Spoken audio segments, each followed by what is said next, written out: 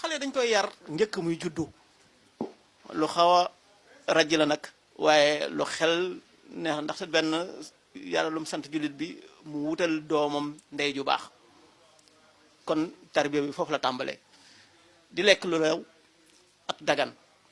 te xool nañ ni scientifiquement parlant liir bi su nekkee ci biiru yaayam su xasee ba am ñeenti weer commencé na di am contact ak monde extérieur léegi kër goo dem télévision bi mooy jàkkaarloog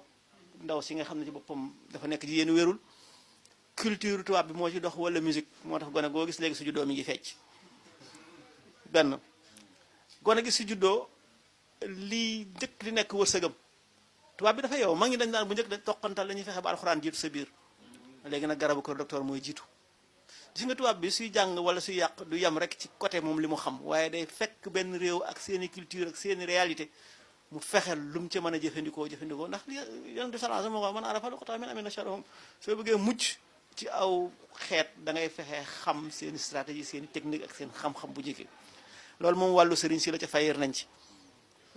génn nañ foofu wàcc nañ seen ànd ndax jàpp nañ ne ku ci xam alxuraan xam xasida yi rek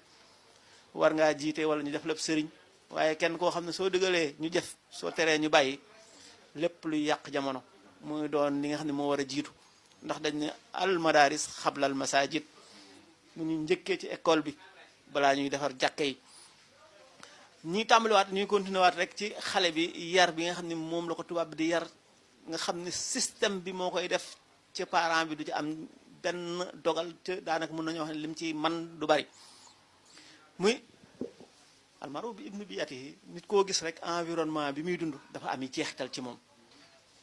fii soo xoolee lépp lu wër xale bi su juddoo ba ci matériaux bi nga xam ne day doon lu synthétique